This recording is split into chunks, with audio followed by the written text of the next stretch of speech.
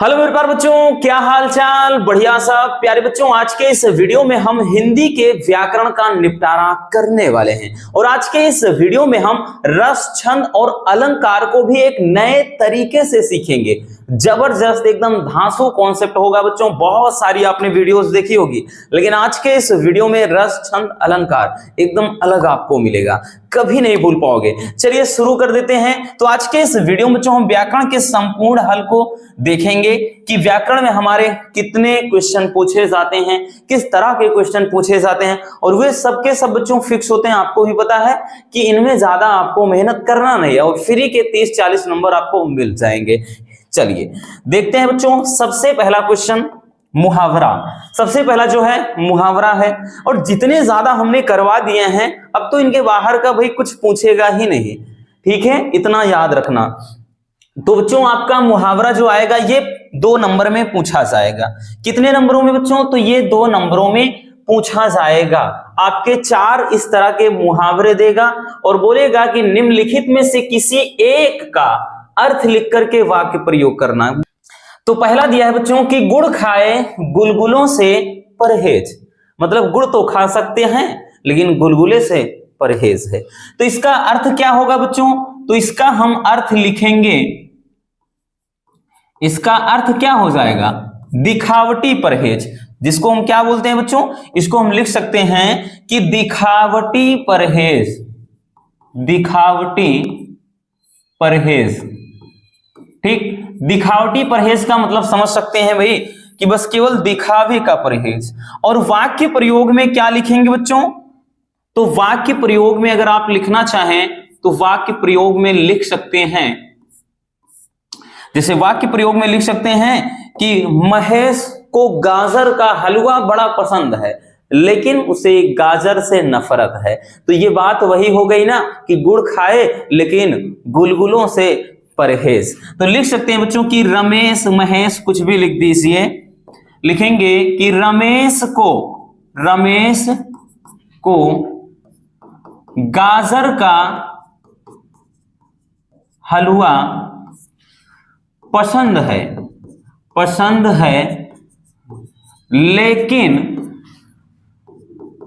गाजर से परहेज है। गाजर से क्या है बच्चों? परहेज है। गाजर से परहेज है। तो यहां पर वही लिख सकते हैं, फिर आगे लिख देंगे ये तो वही बात हुई कि गुड़ खाए गुलगुलों से परहेज। ठीक है, हो गया बच्चों। चलिए अब उसके बाद जैसे दूसरा देख सकते हैं। दूसरा क्या है? क्या है कि जैसी करनी वैसी भरनी। जैसी करनी वैसी भरनी। तो इसका बच्चों हम लिखेंगे अर्थ। इसका अर्थ क्या हो जाएगा? तो इसका अर्थ हो जाएगा जैसे को तैसा। जैसे को तैसा, यही तो होगा ना। जैसी करनी जो वैसी भरनी का मतलब बच्चों जैसे को तैसा। जो जैसा करता है उसे वैसा एक दिन भरना पड़ेगा, ठीक। जैसे यहां पर लिख सकते हैं, आप लिखेंगे बच्चों वाक्य प्रयोग में, वाक्य प्रयोग, वाक्य प्रयोग में लिखेंगे वह सबके लिए एक गड्ढा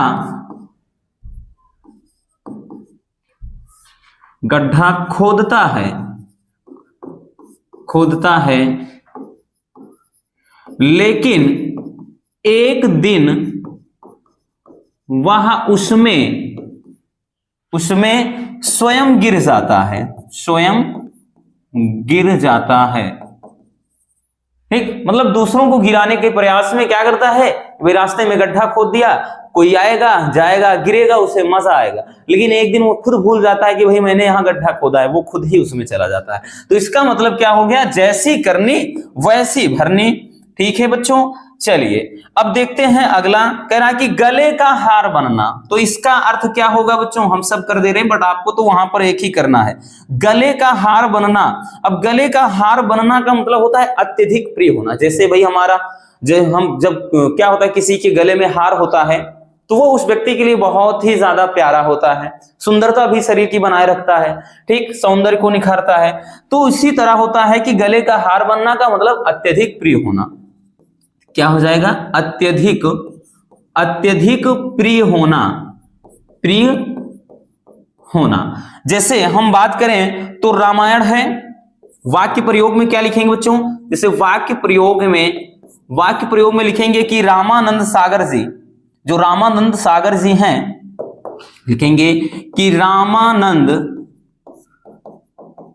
सागर जी द्वारा रचित रामायण सबके गले का हार है, सबके गले का हार बन गया है। ठीक, जो रामायण हम सभी जानते हैं भाई, क्योंकि उसमें जितने भी किरदार हैं उनको आज भी अगर लोग देखते हैं ना तो श्रद्धा से अपना सिर झुका लेते हैं, हाथ जोड़ लेते हैं, क्योंकि रियल में ही उनको भगवान मानने लगते हैं कि ये प्रभु श्री राम हैं, ये लक्ष्मण जी हैं, ये माता सीता हैं, जैसे भी आपने देखा है अयोध्या में भी आए थे। तो ये चीज होता है कि जो रामानंद सागर जी ने जो रामायण बनाया है, जो एपिसोड मतलब पहले देता था बहुत समय पहले, अब तो यूट्यूब पर या हर जगह चाहे जहां पर देख सकते हैं, तो वो जो रामायण है आज लोगों के लिए एकदम गले का हार बन गया, यानी सबसे ज्यादा लोकप्रिय है रामायण। ठीक, चलिए अब उसके बाद अगला देखते हैं। अगला क्या कह रहा है भाई? अगला बोल रहा है कि आग में घी डालना। आग में घी डालने का मतलब क्या है बच्चों? इसका अर्थ क्या होगा? आग में घी डालना का मतलब क्रोध को भड़काना, एक क्रोध को भड़काना, क्रोध को भड़काना। अब वाक्य प्रयोग में आप कुछ भी लिख सकते हैं, वाक्य प्रयोग में आप बच्चों कुछ भी लिख सकते हैं। वाक्य प्रयोग में जैसे आप लिख दीजिएगा, जैसे लिख सकते हैं कि भाई वाक्य प्रयोग में कि तुमने उसे पुरानी बात याद दिला करके आग में घी डाल दिया। अब उसे पुरानी चीजें यानी पुराना जख्म याद आ गया, अब वो शेर की तरह दहाड़ेगा। ठीक, तो लिख सकते हैं आप कि तुमने उसे पुरानी बात याद दिलाकर आग में घी डाल दिया, आग में घी डाल दिया। तो इस तरह से बच्चों आप मुहावरे का अर्थ लिख करके वाक्य प्रयोग करेंगे। बहुत सिंपल होता है।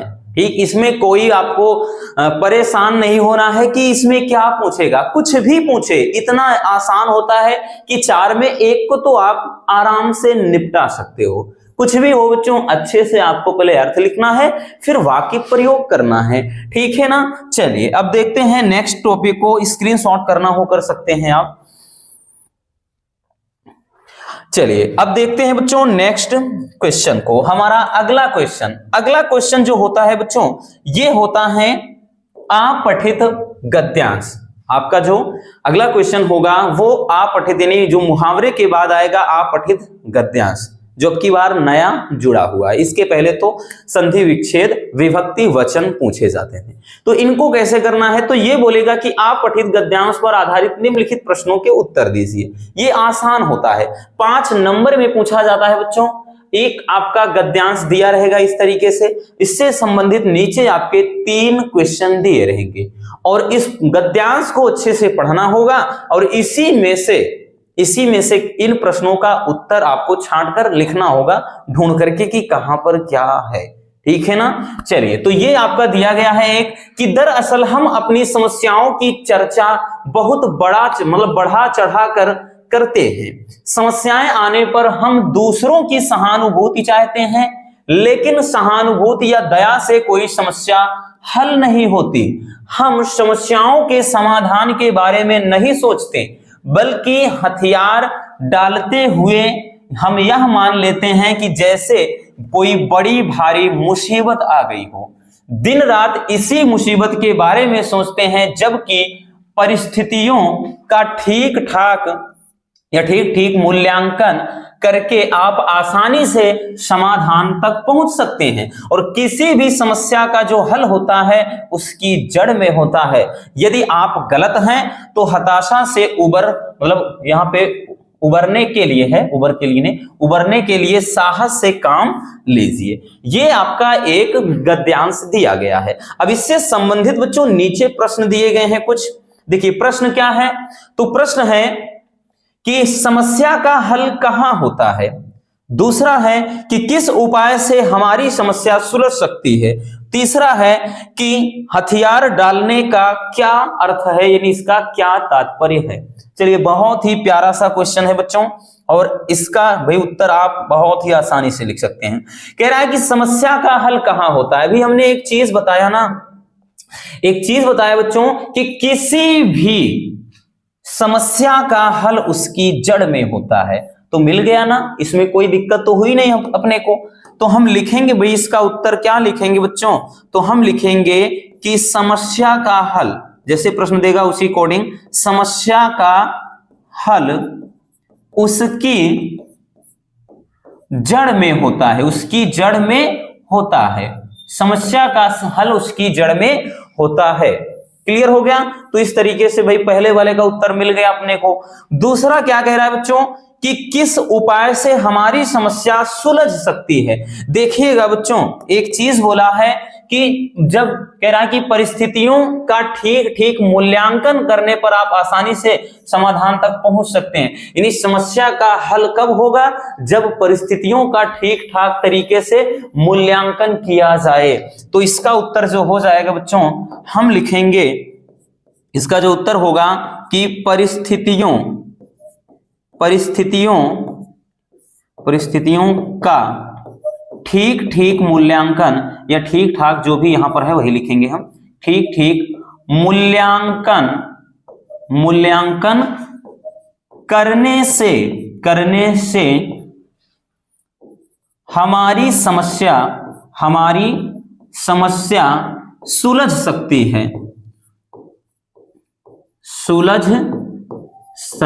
है, हमारी समस्या क्या हो सकती है बच्चों, सुलझ सकती है। इस तरीके से ठीक है। अगला है कि हथियार डालने का क्या अर्थ है। हथियार डाल देने का मतलब ये एक प्रकार का मुहावरा है बच्चों। हथियार डाल देने का अर्थ ये होता है कि हार मान लेना। ठीक, यहां पर दिया है ना सीधी सीधी कि भाई बोल रहा है कि हम समस्याओं के समाधान के बारे में नहीं सोचते, बल्कि हथियार डालते हुए यह मान लेते हैं कि जैसे कोई भारी मुसीबत आ गई हो। इसका मतलब है कि हम हार मान लेते हैं।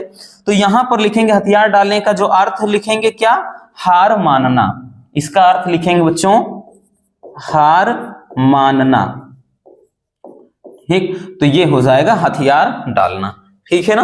तो ये आपके 5 नंबर क्लियर हो जाएंगे और ये सबको मिलेंगे, इसमें कोई दो राय नहीं है, क्योंकि ये इतना कठिन होता ही नहीं है कि कोई कर ना सके।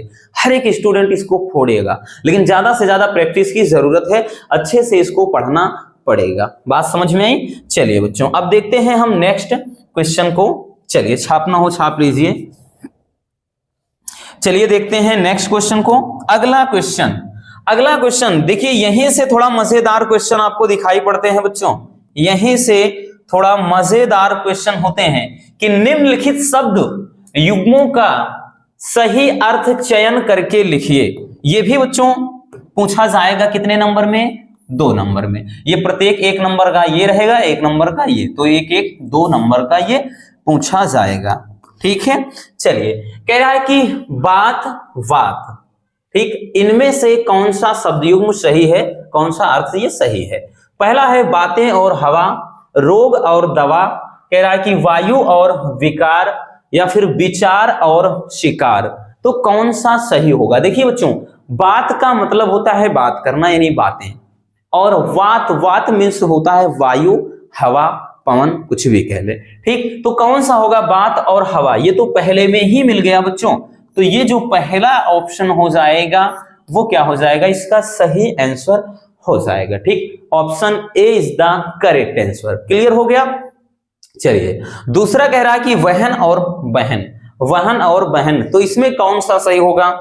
ऑप्शन है दोनों और भगिनी, दूसरा है बहना और बहिनी, तीसरा है दोनों और पत्नी, चौथा है बहना और भगिनी। अब ध्यान से समझिएगा, ये वहन का मतलब वैसे तो ढोना होता है, और एक वहन का मतलब सहोदर भी होता है, सहोदरा जिसको कहते हैं, एक ही उदर में जैसे साथ साथ रहते हैं। ठीक। तो लेकिन यहां पे अगर हम देखें तो दोनों और भगनी ये होगा नहीं, ठीक, और दोनों और पत्नी ये भी नहीं होगा, बहना और भगिनी, और उसके बाद एक है बहना और बहिनी। बहना और बहिनी, बहिनी चीज ही कोई नहीं होता, ये बोल चाल की भाषा है बहिनी, लेकिन भाई ये एक्चुअल में शुद्ध होता नहीं है, वो सही होता है भगिनी। बहन का मतलब भगिनी, और ये वहन मतलब ये वाहन का मतलब बहना। बहना का मतलब बहन वाला नहीं, ये बहन वाली सिस्टर वाली ये बहना नहीं है, बहना का मतलब कोई चीज फ्लो होना। तो ये जो हो जाएगा option D is the correct answer, ठीक। ऑप्शन डी क्या हो जाएगा, इसका सही उत्तर हो जाएगा, ठीक है ना। चलिए अब हम देखते हैं नेक्स्ट क्वेश्चन को। चलिए हो गया बच्चों,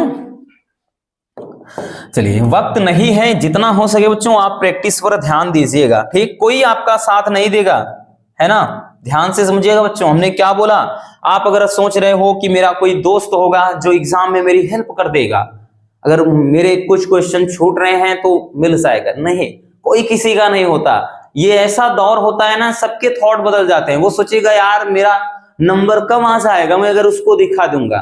दुनिया में यही नंबर ही नहीं, एग्जाम ही नहीं, हर एक मोड़ पर आपके साथ धोखा होता है। इंसान पूरी जिंदगी बस एक ही गलतफहमी में जीता है कि वो औरों के लिए बड़ा खास है, लेकिन सच तो ये है कि आपके होने ना होने से किसी को कोई फर्क नहीं पड़ता है। तो बच्चों कोई भी आपका साथ नहीं देगा सिवाय आपके माता पिता के। कहते हैं ना कि कौन देगा सहारा उम्र भर, लोग जनाजे में भी कंधे बदलते रहते हैं। इस बात को ध्यान देना, ठीक है ना। आप इस गलतफहमी से बाहर आए, कोई आपका साथ नहीं देने वाला है, ठीक। आप खुद अपने आप में एक योद्धा हैं, आपको खुद से आपको कुछ करना होगा। देखिए क्वेश्चन है कि निम्नलिखित शब्दों में से किसी एक शब्द के क्या करना है, दो अर्थ लिखना है, और ये भी बच्चों 2 नंबर का क्वेश्चन पूछा जाएगा। तो आपके सामने तो भाई वहां 4 होंगे, हमने 5 लिख दिया है, ठीक, इसलिए कि ताकि 2 से 3 ऐसे और भी करवा देंगे, सब निपट जाएगा, चाहे जहां से दे आप छाप देना, ठीक है। आपको एक का ही करना है, 4 वहां देगा। चलिए पहला देख लेते हैं बच्चों, हंस। देखिए हंस का मतलब क्या होता है, तो एक हंस का मतलब होता है एक पक्षी का नाम है, तो एक पक्षी, और दूसरा हंस का मतलब होता है बच्चों हंसना, दूसरा हंसना होता है, और एक हंस का मतलब होता है आत्मा, और आत्मा के साथ साथ एक और होता है गुरु। एक तो जितने हो सकते हैं बच्चों, जितने दिमाग में है हम उतना लिख दे रहे हैं। वहां तो किसी एक के आपको 2 अर्थ लिखना है, जैसे लिख दिए ये और ये 2 लिख दीजिए बस, आपको 4 नहीं लिखना है। हम तो 4 लिख दे रहे हैं, वो इसलिए बच्चों जितना याद है 3 से 4 जितना भी याद है लिख दे रहे हैं, ताकि कोई भी चीज अगर दिमाग से निकल भी जाए तो और 1-2 तो याद रहे ना, इतना याद रखना।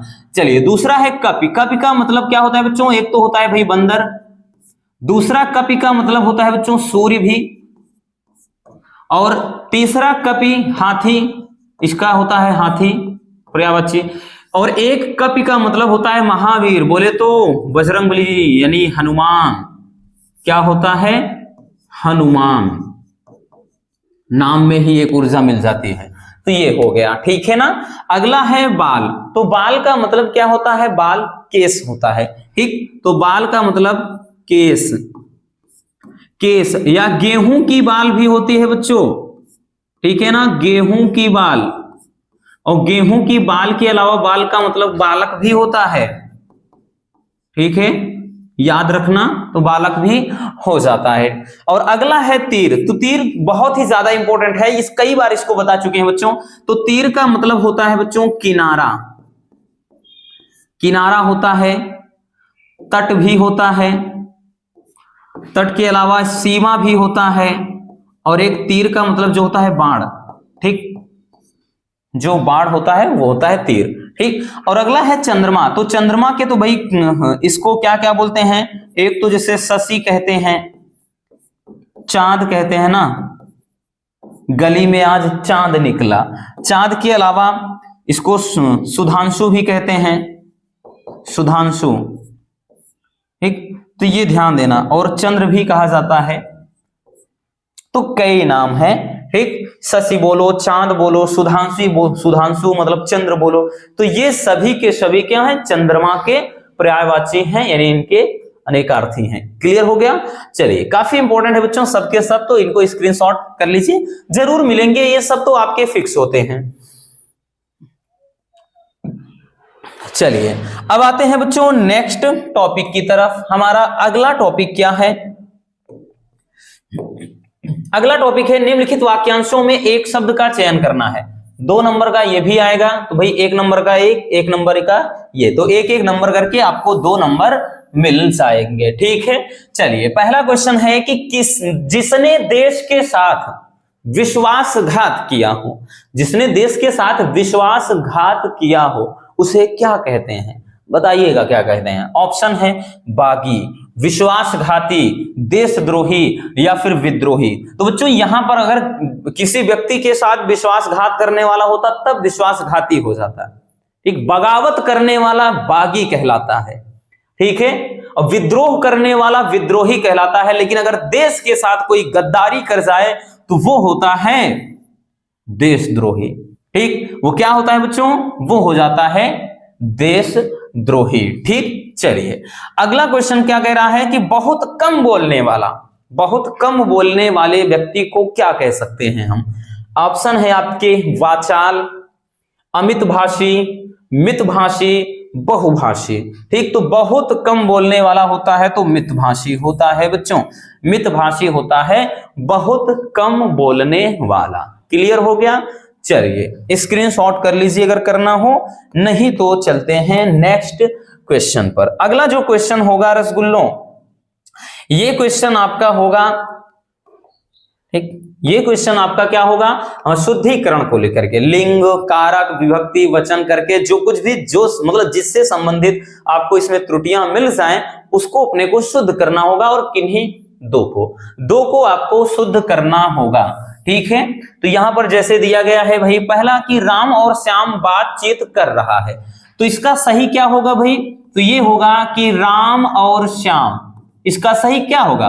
राम और श्याम बातचीत कर रहे हैं। ठीक, कर रहा है नहीं बच्चों, कर रहे हैं, यही तो होगा ना कि राम और श्याम बातचीत कर रहा है, नहीं बल्कि कर रहे हैं। ठीक, तो राम और श्याम बातचीत कर रहे हैं। क्लियर हो गया। अब दूसरा क्या है भाई, आपको तो 2 शुद्ध करना है, वहां पर ये सब जरूर पढ़ लेना, नहीं तो भाई 4 के 4 शुद्ध करने बैठ जाओगे तो ये गलत हो जाएगा। अगला है, ठीक, देखिए अगला है कि कह रहा आज स्कूल में अनेकों बच्चों ने भाग लिए, तो अनेकों बच्चों ने, तो अनेक अपने आप में खुद एक बहुवचन है, तो अनेकों लगाने की जरूरत नहीं है। तो आप सिर्फ इतना सा लिखेंगे बच्चों कि आज स्कूल में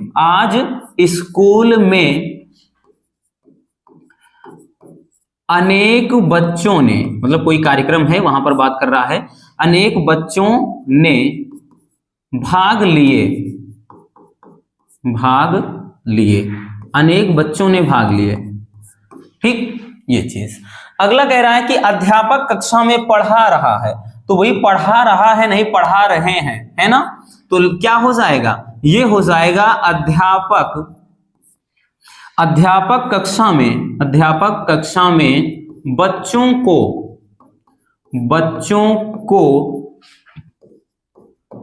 पढ़ा रहे हैं, अध्यापक कक्षा में बच्चों को पढ़ा रहे हैं। ठीक है, ये होता है, थोड़ा रिस्पेक्ट भी चाहिए होगा, है ना। चलिए अगला कह रहा है कि तुम मेरे से बात मत करो, तो क्या हो जाएगा बच्चों इसका सही? कि तुम मुझसे बात मत करो, तुम मुझसे, आई हेट यू, है ना, कि तुम मुझसे बात मत करो। ठीक, ये ठीक है ना, ये हो जाएगा। तो इस तरह से शुद्धिकरण वाला होता है, आपको ओनली 2 ही करना है और 2 नंबर आपको मिल जाएंगे। क्लियर हो गया। चलिए बच्चों, इसको स्क्रीनशॉट करने की जरूरत है नहीं, ये तो भाई हमने बताया एग्जाम्पल की तरह कि इस तरह से आपको शुद्ध करना होता है। अब बच्चों देखेंगे सबसे मजेदार वाले टॉपिक को, ये टॉपिक रस छंद अलंकार, 2 बोले तो 6 नंबर के रस छंद अलंकार, तीनों आपके ये 6 नंबर के पूछे जाएंगे। और ये इतने ज्यादा आसान होते हैं कि बस एक बार देखने की जरूरत है, लेकिन बहुत सारे बच्चे ना इसमें इतना ज्यादा उलझते हैं कि उनको एग्जाम्पल तक नहीं याद होते, परिभाषा नहीं याद होती, कुछ भी नहीं रटना है बच्चों। रस होता क्या है? कोई भी चीज, कोई भी कहानी है, कविता है, कोई मंचन है, नाटक है, मूवी है, उसको देख करके हमें जिस आनंद की प्राप्ति होती है, जो हमारे अंदर एक फीलिंग उठती है ना, जो हमारे अंदर से हमको एक रस मिलता है, वही क्या है? वही आनंद ही रस होता है। ठीक, वही आनंद क्या होता है? रस होता है। तो रस में जैसे ऐसे बोलेगा बच्चों की वीर रस अथवा श्रृंगार रस का स्थायी भाव के साथ परिभाषा सहित लिखिए। ठीक, परिभाषा मतलब ये क्या है? उदाहरण सहित लिखना है। अब देखिए, रस में रस के 4 ही प्रमुख अंग होते हैं: अस्थाई भाव, विभाव, अनुभाव, संचारी भाव। कौन कौन से 4 अंग होते हैं? एक अस्थाई भाव होता है, विभाव होता है, अनुभाव होता है, संचारी भाव होता है। अस्थाई भाव क्या होता है बच्चों? तो वो भाव जो शुरू से अंत तक किसी के अंदर रहे। जैसे खुशी वाली बात आए तो अंदर अंदर अंदर लड्डू फूटेंगे, यानी हमारे अंदर खुशी रहेगी, तो वो अस्थाई भाव हो जाता है। अब अस्थाई भाव के बाद विभाव। विभाव कोई कारण होता है कि किसके कारण आपके अंदर ये आनंद आ रहा है, वो विभाव होता है। अनुभाव, अनुभाव क्या होता है कि उस कारण से आपको, मतलब आपके अंदर जो हलचल मच रही है, वो होता है अनुभाव, यानी अनुभव करना, यानी आपकी भौहें फैल जाना, ये सब कुछ करना, ये सब जो हम अनुभव अंदर से करते हैं। और संचारी भाव, संचारी भाव आप उसको प्रकट कर देते हो। जैसे भाई कोई चीज, मूवी, कॉमेडी मूवी देख रहे हो, अंदर अंदर खुशी आई, आप तुरंत हंस पड़े, तो जबड़े वगैरह फैल गए, आंखों से आंसू आने लगे हंसी के मारे, तो शरीर एकदम रोम रोम क्या है, रोमांचित हो गया। तो ये सब होता है आपके संचारी भाव में। आई होप कि ये चीज समझ में आ गया होगा। स्थायी भाव, विभाव, अनुभाव, संचारी भाव। ठीक है, अब जैसे परिभाषा लिखेंगे, कोई भी रस हो बच्चों, परिभाषा बस सेम तरीके का लिखना है कि जब विभाव, अनुभाव तथा संचारी भाव का संयोग होता है, यानी इन सबका मिलन होता है, तो रति नामक, यहां नमक नहीं बच्चों, नामक होगा, रति नामक अस्थाई भाव से श्रृंगार रस की उत्पत्ति होती है। तो हमने क्या बताया? अब जैसे कोई भी परिभाषा आ जाए, यहां पर भाई जैसे वीर आ जाए, तो यहां विभाव, अनुभाव, संचारी भाव के संयोग से, उत्साह नामक अस्थाई भाव से वीर रस की उत्पत्ति होती है। तो मतलब कोई भी बच्चों रस हो, जैसे करुण रस आ गया, तो विभाव, अनुभाव, संचारी भाव का जब संयोग होता है, तो शोक नामक अस्थाई भाव से करुण रस निकलता है, यार उसकी उत्पत्ति होती है। परिभाषा सब एक सेम है, एक जैसे, बस केवल अस्थाई भाव बदलना है। ठीक है, तो ये चीज हो जाता है। तो समझ में आ गया श्रृंगार रस होता क्या है। श्रृंगार रस 2 प्रकार का हालांकि होता है, एक संयोग श्रृंगार, एक वियोग श्रृंगार। संयोग वहां पर होता है, ध्यान देना बच्चों, संयोग और वियोग रस होता है। कभी कभार संयोग और वियोग अलग से पूछ लेता है, यानी इसको अलग अलग करके। तो संयोग में जब भी नायक और नायिका, नायक नायिका बोले तो प्रेमी प्रेमिका की बात हो, उनके मिलन की, तब कौन सा होता है? जब प्रेमी प्रेमिका मिल जाते हैं तो गाने गाते हैं, डुएट गाते हैं, संयोग श्रृंगार होता है। और वियोग कब होता है? जब भाई इनका क्या है, मिलन के बजाय इनका लगाव हो जाए, जब ये कोई प्रेमी और प्रेमिका की याद में क्या हो, रो रहा हो। तो जब प्रेमी विरह में जलते हैं, रोते हैं, भाई वो बिछड़ जाते हैं एक दूसरे से, तो वहां होता है वियोग श्रृंगार। क्लियर हो गया? चलिए, तो यहां पर आपके सामने कुछ एग्जाम्पल हमने लिखे हैं बच्चों, केवल श्रृंगार की बात कर रहा है, यहां संयोग वियोग की नहीं, कुछ भी आप लिख सकते हैं, दोनों का एग्जाम्पल। जैसे पहला है कि हे खग मृग, हे मधुकर श्रेणी, तुम देखी सीता मृग नैनी। प्रभु श्री राम जब माता सीता को खोजने के लिए भाई निकल पड़ते हैं जंगल में, तो कहते हैं हे खग मृग, हे मधुकर श्रेणी।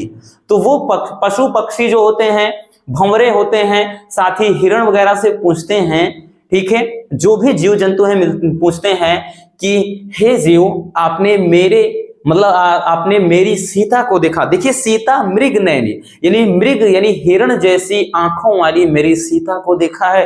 तो उस समय प्रभु श्री राम के ऊपर क्या है, दुखों का पहाड़ होता है, वो भाई विरह में व्याकुल होते हैं।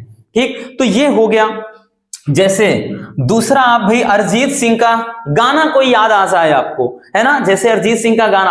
अब ये मत सोचने का कि भाई गाना क्यों लिख रहे हैं, कुछ भी लिखिए बच्चों, 100% गारंटी के साथ, कोई नहीं काटेगा। हमारा भी एग्जाम था, हमने गाना लिखा था, फुल मार्क मिले थे। तो याद रखना, ऐसा मत सोचना कि गाना लिख देंगे तो नंबर कट जाएगा, अरे नहीं कटेगा, क्योंकि वहां रस है, रस है। जैसे एक गाना लिख दिया ना कि बहुत आई गई यादें मगर इस बार तुम ही आना, इरादे फिर से जाने के नहीं लाना, तुम ही आना।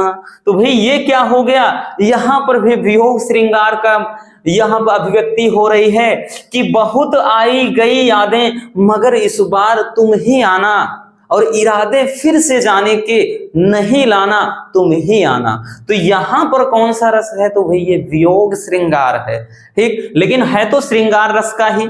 जैसे तीसरा लिख दिया भाई, ये रेशमी जुल्फे ये सरबती आंखें इन्हें देख कर जी रहे हैं सभी। तो यहां पर भी राजेश खन्ना जी का ये जो गाना है कि ये रेशमी जुल्फे ये सरबती आंखें, तो यहां पर देखिए विभाव, अनुभाव, संचारी भाव सब हैं कि ये रेशमी जुल्फे और ये सरबती आंखें, कि जो जुल्फे हैं वो रेशमी है, रेशम की तरह सिल्की हैं, और जो आंखें हैं वो सरबती हैं कि मानो मदिरा का सेवन किया हो, ठीक, और इन्हीं को देख करके सभी लोग जी रहे हैं। तो ये समझिएगा भाई अंदर से क्या प्यार वाली फीलिंग आ रही है ना, तो ये चीज होता है। तो यहां पर क्या है, श्रृंगार रस। तो आप इस तरीके से कोई भी आप एग्जाम्पल लिख सकते हैं। क्लियर हो गया बच्चों श्रृंगार रस? चलिए जल्दी से इसको छाप लीजिए। हो गया ना? चलिए अब चलते हैं नेक्स्ट क्वेश्चन की तरफ, मतलब अगला जो है वीर रस। हमने दोनों रस को, एक तो भाई फिक्स है, कोई भी एक याद कर लेना, उसी में से आ जाएगा, चाहे वीर आ जाए या श्रृंगार आ जाए, ठीक, करुण भी दे सकता है। बाकी तो रस छंद अलंकार की एक अलग वीडियो बनाया है, देख लेना, नहीं तो एक आध वीडियो और लाएंगे फिर से उसमें अलग वाला रस निपटा देंगे, टेंशन नहीं लेना। चलिए जैसे वीर रस है तो परिभाषा सेम, कि जब विभाव, अनुभाव तथा संचारी भाव, क्या होता है बच्चों, विभाव, अनुभाव, संचारी भाव का संयोग होता है, यानी इनका जब मिलन होता है तो उत्साह नामक अस्थाई भाव से वीर रस की उत्पत्ति होती है। ठीक है, जैसे यहां पर दो एग्जाम्पल हमने लिख दिया है भाई, वीरता की बात हो रही ना, कि जैसे भाई जैसे हमने यहां पर लिख दिया है कि बुंदेले हर बोलों के मुख हमने सुनी कहानी थी, और खूब लड़ी मर्दानी वो तो झांसी वाली रानी थी। मतलब एग्जाम्पल भी इतना प्यारा सा लिखिए कि आप याद कर सको, है ना, ऐसा नहीं कि ये तो पुराना एग्जाम्पल है, अरे उससे अपने को क्या मतलब, अपने को तो वही लिखने से मतलब ऐसा एग्जाम्पल हो जो आपके दिमाग में रह सके, आप लिख सको, तो उन्हीं को याद करिए ना। तो यहां पर हो गया कि बुंदेले हर बोलों के मुख हमने सुनी कहानी थी, खूब लड़ी मर्दानी वो तो झांसी वाली रानी थी। जैसे दूसरा एग्जाम्पल लिख दिया है बच्चों कि जीती जाती हुई जिन्होंने भारत बाजी, निज बल से बलमेट विधर्मी मुगल कुराजी, जिनके आगे ठहर सके जंगी ना जहाजी, हैं ये वही प्रसिद्ध छत्रपति भूप शिवाजी। तो इस तरह से आप ये वाला भी एग्जाम्पल लिख सकते हैं। ठीक है, तो आप कोई भी एग्जाम्पल, दोनों के दोनों बहुत ही सिंपल एग्जाम्पल हैं, आप वीर रस का लिख सकते हो। क्लियर? चलिए बच्चों जल्दी से इसको स्क्रीनशॉट कर लीजिए। चलिए हो गया ना? चलिए आते हैं नेक्स्ट, अगला है, अब देखिए भाई रस हो गया, तो रस के बाद हम दूसरा देखते हैं अलंकार। तो अलंकार में देखिएगा बच्चों, अलंकार में उपमा अथवा रूपक अलंकार का लक्षण लिखकर उदाहरण दीजिए। पहला है उपमा अलंकार। उपमा का मतलब ही होता है तुलना। देखिए अलंकार में अगर हम बात करें तो एक चलता है उपमेय और दूसरा उपमान। बहुत सारे बच्चे उपमेय और उपमान में उलझे रहते हैं कि ये है क्या एक्चुअल में। देखिए उपमा का मतलब बच्चों, उपमेय का मतलब एक जिसकी तुलना की जाती है, जिसकी तुलना। उपमान का मतलब होता है जिससे तुलना। अब जिसकी, जिससे मतलब समझ सकते हो, ठीक। जैसे हम किसी और अपने आप की तुलना किसी और से करें तो हम उपमेय होंगे, और जिससे करेंगे वो उपमान हो जाएगा। क्लियर हो गया? तो जिसकी तुलना की जाए वो उपमेय, और जिससे तुलना की जाए वो उपमान होता है। ठीक, तो पहला है उपमा अलंकार। उपमा का मतलब ही होता है तुलना, कंपेयर करना। ठीक, तो जहां पर उपमेय की तुलना, क्या कहता है बच्चों, कि जहां पर उपमेय की तुलना उपमान से समानता के आधार पर की जाती है, इस बात को याद रखना, समानता। यहां तुलना तो होती है लेकिन तुलना बराबर की होती है। तुलना किसकी होती है? बराबर की। ठीक है, ये चीज बराबर की मतलब समानता के आधार पर की जाती है बच्चों, तो वहां पर कौन सा अलंकार होता है? उपमा अलंकार होता है। याद रखिए। ठीक, यानी हम जिसकी तुलना करेंगे वो उपमेय, और जिससे तुलना करेंगे वो उपमान। तो दोनों की तुलना होगी लेकिन समानता के आधार पर। पता ही नहीं चलेगा कौन बड़ा है कौन छोटा है, कौन ज्यादा सुंदर है कौन कम सुंदर है, यानी दोनों को इक्वल रखा जाएगा, एक जैसे। ठीक है, ये चीज होता है उपमा अलंकार में। जैसे बच्चों यहां पर दिया गया है पहला कि सिय मुख सुंदर चंद्र समाना। सिय मुख सुंदर चंद्र समाना, कि सीता का मुख चंद्रमा के समान सुंदर है। तो यहां पर बच्चों उपमेय और उपमान आपको बताना पड़ेगा। उपमेय कौन सा है और उपमान कौन सा है, मतलब इसके ये आपको लिखना पड़ेगा। तो ध्यान से समझना, सिय मुख, तो सीता का जो मुख है वो उपमेय है। सीता का मुख क्या है बच्चों? उपमेय है। और कह रहा है कि चंद्र समाना, तो यहां पे चंद्रमा जो है वो उपमान है, क्योंकि सीता जी के मुख की जो तुलना है वो किससे की जा रही? चंद्रमा से। तो सिय मुख सुंदर चंद्र समाना, कि सीता का मुख यानी सीता जी का मुख जो है वो चंद्रमा के समान सुंदर है। ठीक है, तो समानता के आधार पर है। और जैसे यहां पर दूसरा एग्जांपल एक मूवी का हमने मतलब एक गाने का रख लिया है। ठीक है ना, क्योंकि मजे मजे में अगर आप इसको सीखोगे ना एकदम क्लियर हो जाएगा। जैसे है फूलों सा चेहरा तेरा कलियों से, कि है ना, कि फूलों सा चेहरा तेरा कलियों सी मुस्कान है, रंग तेरा देख के रूप तेरा देख के कुदरत भी हैरान है। तो यहां पर क्या है बच्चों कि फूलों सा चेहरा तेरा और कलियों सी मुस्कान है। तो यहां पर फूलों सा चेहरा है, ध्यान देना बच्चों। और इसमें अगर हम बात करें तो उपमेय क्या है और उपमान क्या है, तो यहां पर दो दो हैं। ठीक, दो दो हैं बच्चों यहां पर। जैसे फूलों सा चेहरा तेरा, तो ये चेहरा उपमेय है, किसके जैसा है? फूलों के जैसा है, तो ये फूल क्या है? उपमान। तो अलग और भी दूसरा है। और कलियों से मुस्कान है, मुस्कान क्या है? उपमेय है, और कलियां क्या है? उपमान है। ठीक, इसमें दो दो उपमेय दो उपमान है। तो यहां पर समझ में आ गया कि उपमेय क्या होता है, उपमान क्या होता है। इस तरह से हम क्या है कि भाई अलंकार को लिख सकते हैं एकदम बढ़िया तरीके से। क्लियर हो गया बच्चों? चलिए जल्दी से इसको भी छाप लीजिए। चलिए अगला देखते हैं।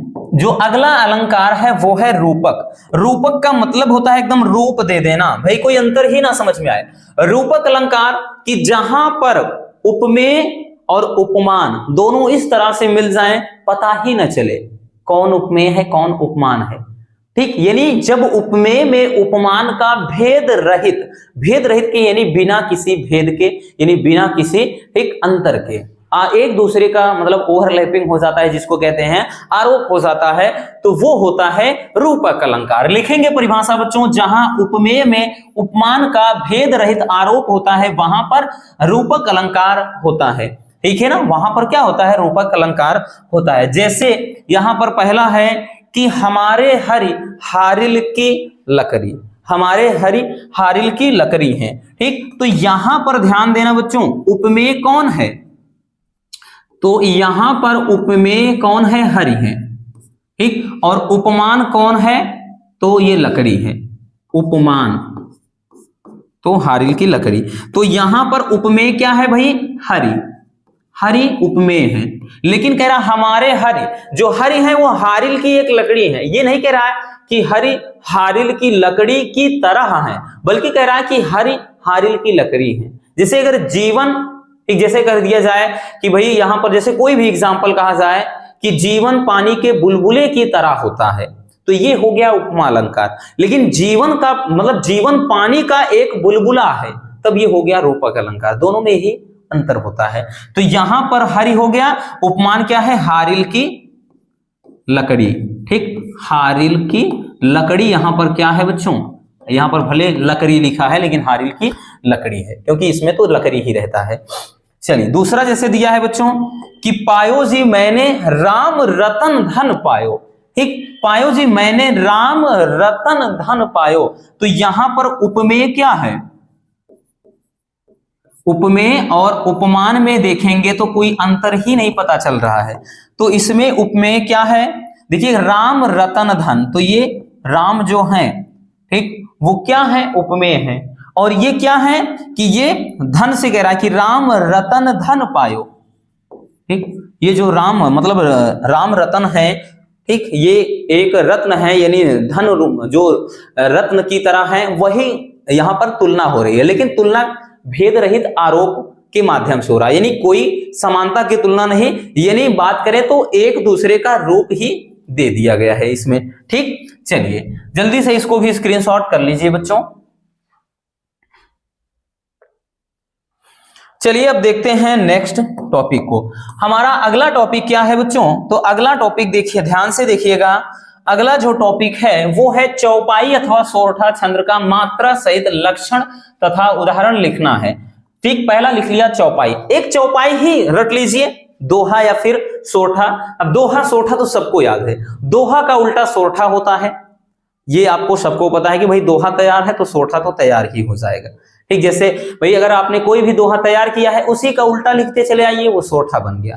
लेकिन चौपाई क्या होता है, तो चौपाई को एकदम फिक्स तैयार कर लीजिए, क्योंकि सब 2-2 नंबर के हैं, ये 100% वाला टॉपिक है, ऐसी बात ही नहीं है कि आएगा कि नहीं आएगा, 100% आएगा। ठीक, इतना याद रखना। तो चौपाई होता क्या, यह एक सममात्रिक छंद होता है। चौपाई क्या होता है बच्चों, यह एक सममात्रिक छंद होता है, इसमें 4 चरण होते हैं और प्रत्येक चरण में 16 मात्राएं होती हैं। इसमें कह रहा है कि तुक पहले चरण की कह रहा है दूसरे और तीसरे चरण की चौथे से, भाई पहले की दूसरे से मिलती है और तीसरे से चौथे से मिलती है। और यति जो होती है, जो यति होती है हर एक चरण के अंत में होती है। अब तुक और यति क्या होती है उसको जानिए। तुक का मतलब होता है बच्चों कि एक जैसी इनकी, मतलब यहाँ पे अगर हम कोई भी चीज करेंगे उच्चारण एक जैसे, जैसे यहाँ पे सागर, उजागर, धामा, नामा, तो देख सकते हैं एक जैसा, इनका उच्चारण एक जैसा आ रहा है। तो ये पहले वाले चरण की, भाई पहले की दूसरे से मिलेगी सागर, उजागर, ठीक, और तीसरे की, भाई तीसरे की चौथे से धामा, नामा मिल रहा है, तो ये तुक होता है। और यति क्या होती है बच्चों, तो यति कह रहा हर एक चरण के अंत में होती है। यति का मतलब विराम होता है, समझना। जैसे आप कोई पढ़ोगे कि जैसे दिया है सिंपल वाला हमने रख लिया है कि जय हनुमान ज्ञान गुण सागर, फिर आप विराम लोगे। ठीक, ऐसा नहीं कि यहां पर आप विराम ले रहे हो कि जय हनुमान ज्ञान गुण सागर, फिर आपने अपनी इस आवाज को उठाया कि जय कपीस तिहु लोक उजागर, फिर विराम लिया कि रामदूत अतुलित बल धामा, फिर विराम लिया अंजनी पुत्र पवन सुत नामा, फिर तो ये चीज, तो आप ये एक लाइन कहने के बाद विराम ले रहे हैं। अब यहाँ पे मात्रा सहित आपको समझाना होगा, तो एक प्यारा सा एग्जांपल लिख लिया है बच्चों ताकि आपको अच्छे से याद हो जाए। ठीक, बस यही से याद रखना कि जय हनुमान ज्ञान गुण सागर, जय कपीस तिहु लोक उजागर, रामदूत अतुलित बल धामा, अंजनी पुत्र पवन सुत नामा। ये तो हर एक स्टूडेंट के मुंह पर होगा, सबको रटा होगा, है ना। तो इतना आप याद कर लेना। ठीक है, यहां पर अब देखिए जैसे अगर हम इसकी मात्रा लगाएं तो भाई यहां पर ये लघु है, ये भी लघु है, ठीक, ये भी लघु है, ये भी लघु है, ये दीर्घ है, तो इसको ऐसे बनाते हैं। ठीक, और ये क्या है, एक लघु है, इधर भी क्या है, ज्ञान है, तो ये दीर्घ है, और इधर एक लघु है, ये भी एक लघु, और ये भी लघु, और ये दीर्घ है। ठीक, और उसके बाद यहां पर एक लघु लघु है। अगर आप गिनेंगे तो मात्राएं कितनी, 1 2 3 4 5 6 7 8 9 10, तो ये वाला लघु हो गया 10 2 12 2 14 2 16। तो देख सकते हैं बच्चों कितनी मात्राएं हो गई, तो भाई यहां पर हो गई 16 मात्राएं। ठीक, तो एक चरण में कितनी मात्राएं, 16 मात्राएं हो गई। इसी तरह से इसमें भी अगर करेंगे कि जय कपीस तिहु लोक उजागर, तो तो यहां पर एक है, एक यहां पर मात्रा है बच्चों, एक यहां पर है, दो मात्रा यहां पर है, और एक ये हो गया, ये भी एक लघु हो गया, ये भी लघु हो गया, ये दीर्घ हो गया, ये लघु हो गया, और यहां पर भी एक लघु है, एक दीर्घ है, जा है बड़ा में ना, और एक लघु है, दूसरा भी लघु। इसको भी आप गिन सकते हो कि 1 2 3 4 5 6 7 8 9 10 और 10 6 16, मतलब 10 2 12 2 14 2 16। तो यहां पर भी बच्चों इसमें भी कितनी मात्राएं आ गई, तो इसमें भी आप देख सकते हैं कि 16 मात्राएं आ गई हैं। ठीक है, इसमें भी 16 मात्राएं आ गई है। तो इस तरह से आप लिखेंगे। ठीक है, जैसे आप इसमें भी अगर आप काउंट करते हैं नीचे भी, तो इसमें भी 16 मात्राएं होंगी। आप गिन लेना इसको, जैसे यहां पर 2 है, 3 2 5 1 6 हो गया, 7 1 8 1 9 1 10 2 12 2 14 और 2 16, इसमें भी हो गया।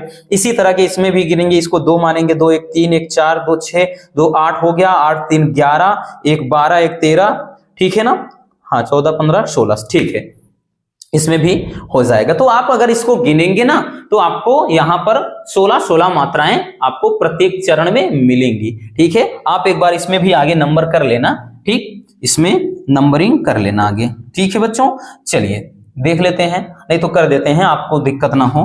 जैसे यहां पर भाई 2 है, ये 1 है, ये भी कितना है, ये 2 है, ठीक, ये 1 है, ये 1 है, ये भी 1 है, ये भी 1 है, ये भी 1 है, और यहां पर भी 1 है, यहां पर भी 1, और ये दीर्घ है और ये भी दीर्घ है।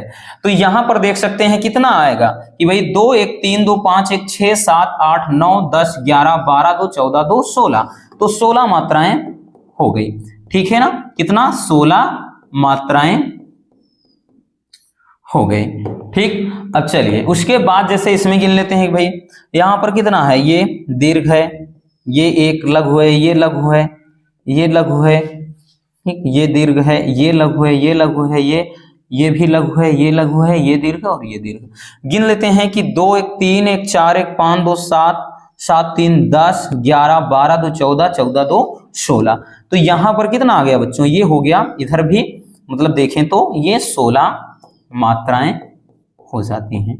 ठीक, तो इसमें हमने बताया ना कि 4 चरण होते हैं, ये पहला चरण है, ये दूसरा चरण है, ये तीसरा चरण है, ये चौथा चरण।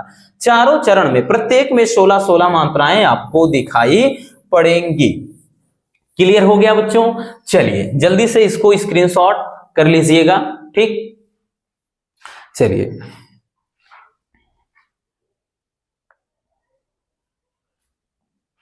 चलिए अब देखिए, यहां पर कोई ये कमेंट मत करने लगना। हमने बहुत सारे स्टूडेंट को देखा है कि सर हम तो मुस्लिम हैं, हम इसको क्यों लिखोगे। अरे बच्चों, किस दुनिया में जी रहे हो आप, स्टूडेंट लाइफ में है ना। आप सोचोगे कि ये हिंदू धर्म वाला लिख दिया है, हम इसको तैयार करेंगे, कुछ नहीं, हम भी हर एक धर्म को मानते हैं। जहां पर हम जाते हैं भाई, हमारे अंदर एक श्रद्धा, कहते हैं ना कि अल्लाह कहो या राम, भगवान एक हैं, प्याले अलग अलग हैं मगर जाम एक हैं। वो तो इंसानों ने बांट दिया है ना, इसलिए आपके अंदर ये गलत फीलिंग, ये गलत धारणा नहीं होनी चाहिए कि हम हिंदू हैं, हम मुस्लिम हैं, हम सिख हैं, हम ईसाई हैं। आप केवल मानव है, इतना याद रखना, आप केवल मानव हो। तो मानवता के धर्म के नात मतलब ये आपका धर्म केवल मानवता होना चाहिए, ना कि आप यहाँ जाति धर्म का आप ढिढोरा पीट रहे हो। इसलिए ये फालतू के कमेंट बिल्कुल मत करिएगा, ठीक है ना। हाँ, याद करना है कर लीजिए, नहीं तो आपके मन में जो याद हो आप उतना याद रखना, बस, और कुछ नहीं।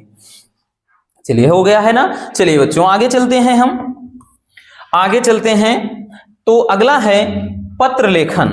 ठीक, जो नेक्स्ट टॉपिक है बच्चों, पत्र लेखन। अब पत्र लेखन को तो भाई हमने न जाने कितना पत्र लेखन आपको करवा दिया है, ठीक है, मतलब जितनी बार लगभग आया है, कई बार करवाया है। पत्र लेखन में हमने बताया ना 3 ही पत्र लेखन है, और ये 6 नंबर का टॉपिक होता है बच्चों। तीनों पत्र लेखन में हम बात करें कौन कौन है। पहला है, किसी उच्चतर विद्यालय में लिपिक पद हेतु या कहेगा प्रवक्ता पद हेतु प्रबंधक को क्या करना है, प्रबंधन नहीं बल्कि वहां की स्कूल के प्रबंधक को आपको एक पत्र लिखना होगा। दूसरा क्या होता है बच्चों, अपना कुटीर उद्योग या अपना कोई भी उद्योग, जरूरी नहीं कुटीर उद्योग है, कोई भी आपको अपनी दुकान खोलना है कॉपी पेन की यानी लेखन सामग्री की, तो उसके लिए किसी बैंक के प्रबंधक को ऋण प्राप्ति हेतु एक पत्र लिखना है कि भाई मेरे को क्या चाहिए, कर्जा चाहिए, ठीक है।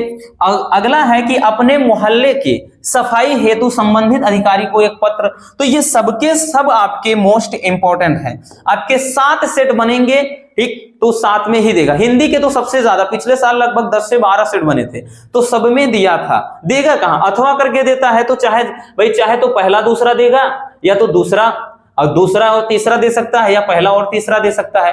तो ऐसे ही तो करके देगा बच्चों।